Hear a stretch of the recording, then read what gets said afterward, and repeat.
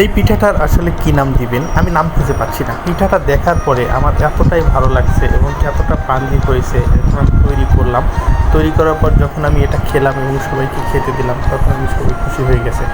দেখেন এই পিঠাটার জন্য আমি প্রথমে কিছু আটা এবং চিনি দিয়ে নিলাম এবং উপকরণগুলোর সাথে কিছু ময়দা দিয়ে আমি কীভাবে এই পিঠাটা তৈরি করতেছি এটা দেখেন। প্রথমে একটা প্যানে দুধ দিয়েছি এবং দুধগুলো ওই ময়দা আটার ভিতরে দিয়ে এগুলোকে মিক্সড করে নিচ্ছি এবং এগুলো এমনভাবে মিক্সড করবো। আবার আমি কী করতেছি, দুধ দিচ্ছি এবং আবার আলতো করে নিচ্ছি। এগুলো সুন্দর করে ফাটিয়ে নিলাম। ফাটিয়ে নেওয়ার পরে এগুলো দেখেন আরও নাড়তে করতে হবে। বিরক্ত হবেন না, এটা যত ফাটাবেন তত এই পিঠাটা সুন্দর হবে, সুস্বাদু হবে এবং ফুলবে। এটা যদি ফাটাতে না সময় লাগে, যত সময় লাগে ফাটাবেন। তারপরে আমি এগুলো নারকেলের সাথে গুড় মিক্সড করে ভেজে নিচ্ছি এবং এটা আমি কী করবো, ওই পিঠের ভিতরে দিয়ে দেখেন। এগুলো যতক্ষণ পর্যন্ত না লালচে পর্যায়ে না আসে এতক্ষণ পর্যন্ত আপনি এটাকে সুন্দর করে আলতো করে নাড়িয়ে নেবেন।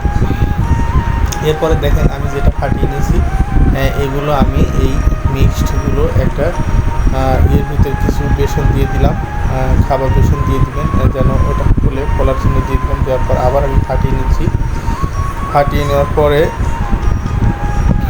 এটা দিয়ে আমি দেখেন একটা পাত্র নিয়েছি, পাত্রের ভিতরে অনেকগুলো বাটি রয়েছে। এই বাটির ভিতরে আমি সব উপকরণগুলো একটা স্পুন দিয়ে সুন্দর করে দিয়ে দিব। দেখুন দিয়ে দেওয়ার পরে এই যে আমি কীভাবে দিয়ে দিচ্ছি এভাবেই দিয়ে দেবেন। আপনারা এরকম না থাকলে শুধু বাটি ব্যবহার করবেন, যেহেতু এটা আমার আছে আপনাদের নাও থাকতে পারে। তারপরে আমি যে নারকেল যেটা করে নিয়েছি এই নারকেলগুলো এর ভিতরে মাঝখানে গুড় সহ নারকেল ভাজিয়ে নিয়েছি, এগুলো আমি ভিতরে দিয়ে আস্তে করে ঢেকে দেবো। দেখতে পাচ্ছেন ঢেকে দিয়েছি। ঢেকে দেওয়ার পর এটা আমি এখন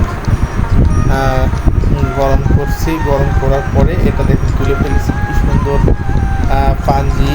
এটা বলে আপনার ভাপা পিঠার মতো হয়েছে, বাট এটা কিন্তু ভাপা পিঠা না, এটা সম্পূর্ণ একটা কেক সিস্টেম পিঠা যা নতুন।